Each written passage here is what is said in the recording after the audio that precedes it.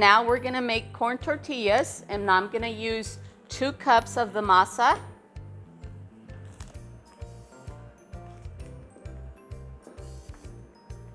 I'm gonna put it in the bowl. And then I'm gonna add a little bit of flour.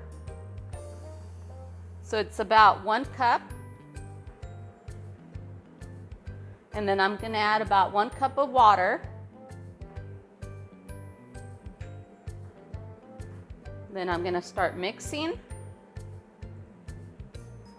with my hands, and you keep adding water as you need it. I'm gonna add more water to make it softer,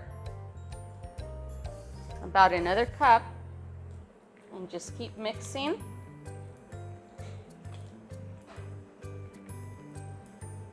You have to mix it really good, and it has to be nice and soft. Now it's getting more softer. It's holding together, but I still need a little bit of more water because we still have some dry masa, so it has to be all wet. Try to get everything around the bowl. And this is the way it's supposed to look once you're done. And you can tell they're done because you can make a little ball like this. It's not sticking to you, it's not too dry, it's not too wet. It's just perfect.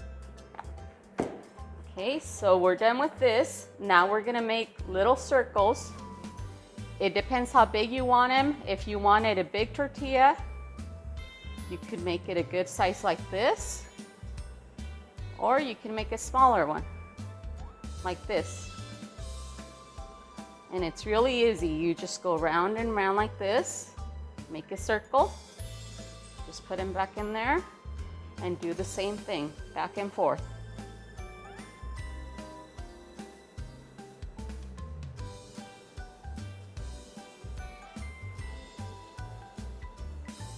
It's fun, it feels good, and even you're actually exercising your muscles too. And it doesn't matter if you get one bigger than the other. They're gonna taste the same. They're gonna taste really good. My granddaughter loves making these, so she's gonna be 6, so if a 6-year-old can do it, you can do it too. You can surprise your mom and your dad one of these days by having some tortillas made before they come home from work. They would be very pleased. And we're all done making the circles. Now I'm gonna wash my hands because the next step is to press them down on my tortilla maker. So now we're gonna start making the tortillas. We're gonna put it on the plastic with the press. Then we're gonna put the second plastic on, press it down, and then you press down, open it up, take the first plastic off, and then you just put your hand sideways like this. So now we're going over here to put it on the skillet. You just put it on, wait a little bit, and it starts cooking around. I normally do it with my hands to turn them, but it is really hot, so you have to be really careful. You can use a spatula and just kind of go in sideways. And once you go in with the spatula like this, you can use your fingers or use the whole spatula to turn it.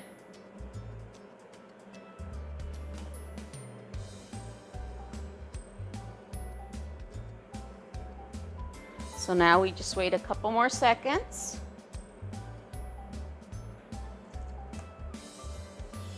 And like I said, I use my fingers, but it is really hot. You can just go under here, and if it's lifting up, it's cooked. When you put the spatula in and you can't get it in, that means it's still not cooked. It's gonna stick to your skillet. So it's a lot easier if you wait a couple seconds and then put your spatula in and then you turn it. Sometimes they will bubble depending on if it's too hot or too warm.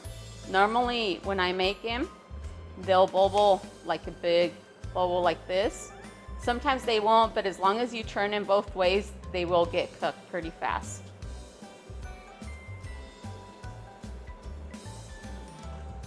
You can press on it like that, but like I said, I'm using my hands, but for kids, you can just leave it as it is and just turn it. But this one right here, you can see the color, and it's done. Okay, so now I have another little ball of masa. We're gonna put it on the press. Make sure you have your plastic on, because if you don't, it's gonna stick and you won't be able to use that. You make sure you have the second plastic on, press on it, and then use your press and just go down. You take off the plastic. You put your hand like this or like this, whatever works for you.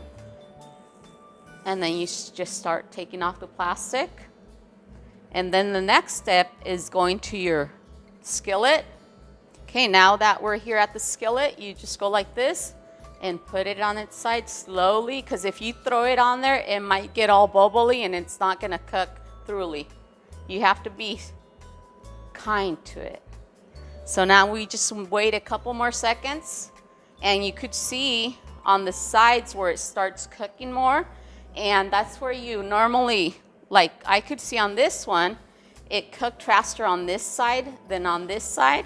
So it would be a lot easier if you don't want to, it's too hot for you to use your hands. You can go in with the spatula on the side wherever you see that it's cooked more, and it will lift up a lot faster than trying to do it from this side that's not cooked as well, because if you do it from this side that isn't cooked, it's gonna stick to your spatula or to your hands. But I normally do it with my hands. So now, as you can see, I can turn it completely. I turn it around, wait a couple more seconds, and you could see the color all around where it's all nice and brown and cooked. Wait a couple more seconds. And this is what it starts looking like when it's cooked a little bit more, but it still can be cooked more. So you just put it back, wait a couple more seconds. And like I said, sometimes they bubble up depending on the masa or the flour, your stove too.